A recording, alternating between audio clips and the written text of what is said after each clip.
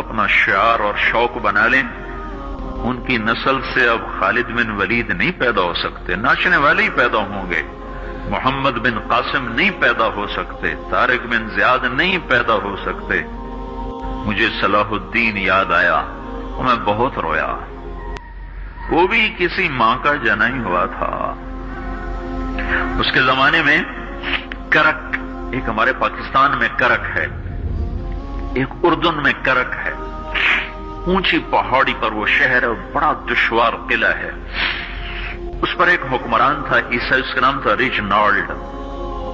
تو کرک کے قریب سے قافلے گزرتے تھے حج کے، تو اس نے ایک دفعہ حاجیوں کے قافلے پہ حملہ کیا اور کہنے لگا بلاؤ اپنے محمد کو تمہاری مدد کرے، اور سارے حاجیوں کو تعطیق کر دیا۔ اور دوسری دفعہ اس نے بحری بیڑا تیار کیا اور مدینے پر حملہ کرنے کے لیے وہ بندرگاہ تک پہنچا یمبو کی، لیکن موسمی حالات سازگار نہ تھے تو واپس ہو گیا۔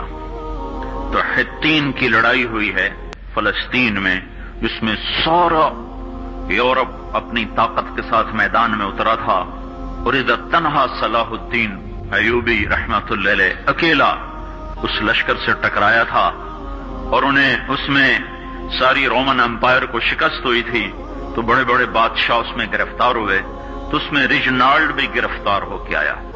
تو کوئی 12 بادشاہ تھے ریاستوں کے جو سامنے اس کے پیش کیے گئے، تو پیاس کی شدت سے سب کا برا حال تھا، تو صلاح الدین نے سب کو پانی پیش کیا، ریجنالڈ کو نہیں پیش کیا۔ تو یروشلم کا جو بادشاہ تھا ہاؤنفرے، اس نے اپنا پانی بچا کے اس کو دیا۔ تو صلاح الدین نے کہا یہ پانی تو دے رہا ہے، میں نہیں دے رہا ہوں۔ اسلام میں یہ ہے جب کسی کو پانی پلا دو تو اس پہ تم ہاتھ نہیں اٹھا سکتے، یہ امن کی نشانی ہے۔ تو صلاح الدین نے فوراً اسے کہا یہ پانی تو نے دیا، میں نے نہیں دیا۔ تو پھر انہوں نے ریجنالڈ کو اسلام کی دعوت دی کہ تو مسلمان ہو جا، میں تجھے دعوت دیتا ہوں۔ اس نے انکار کر دیا، کہا میں نہیں ہوتا۔ تو انہوں نے کہا میں نے تیرے قتل کی 2 دفعہ قسم کھائی تھی، ایک جب تو مدینے پہ حملہ آور ہوا تھا تو میں نے قسم کھائی تھی میں تجھے اپنے ہاتھوں سے قتل کروں گا، اور دوسری دفعہ جب تم نے حاجیوں پہ حملہ کر کے کہا تھا بلاؤ محمد کو، تو میں نے قسم کھائی تھی کہ مجھے اللہ نے موقع دیا تو میں اپنے ہاتھ سے تیری گردن اڑاؤں گا۔ آج محمد کا ادنا غلام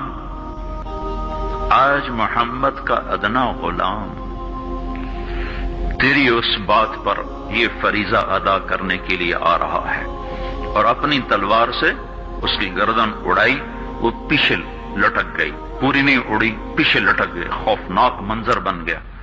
تو سارے بادشاہوں پہ کپ کپی طاری ہو گئی۔ تو صلاح الدین فرمانے لگے ہمارے مذہب میں یہ نہیں ہے، بادشاہوں کے ساتھ ہم بادشاہوں جیسا ہی سلوک کرتے ہیں، پر یہ حدود سے آگے چلا گیا تھا۔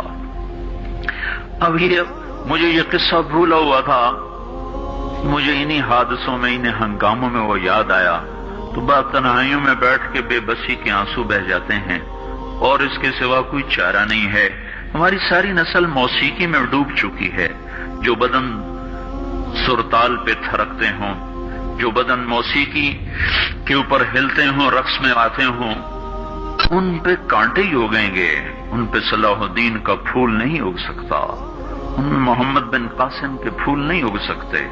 بانجھ ہو گئی ہے ہماری نسل، اور یہ یورپ کا سحر ہے جو چل گیا ہے، ہماری بے بسی ہے، ہماری بے بسی ہے۔ میں تو بس منت ہی کروں گا اپنے آپ کو پہچانوں، اپنی ہستی حیثیت کو پہچانوں، اپنی نسبت بدلو۔ تمہاری نسبت یورپ کے ساتھ ہو کے اگر موت آئی بے قیمت ہو جائیں گے، اگر مدینے والے کی نسبت مل گئی تو حضرت فاطمہ کے دائیں بائیں تمہیں بھی کھڑا کر دیا جائے گا، حضرت خدیجہ کے دائیں بائیں تمہیں بھی کھڑا کر دیا جائے گا۔ یہ چند دن ہیں، صبر کر لو، گھٹ گھٹ کے مر جانا ہی بیٹیوں کی روایت ہے۔ مشرق کی بیٹی، اس نے گھٹ گھٹ کے مرنا ہی سیکھا ہے۔ ہاں، یہ آزادی، یہ آوارگی، یہ مغرب کی عورت کا خاصہ ہے، اور 18ویں صدی تک مغرب میں بھی کسی کوئی عورت ایسے ننگی نہ تھی، اور گھر کی زندگی تھی۔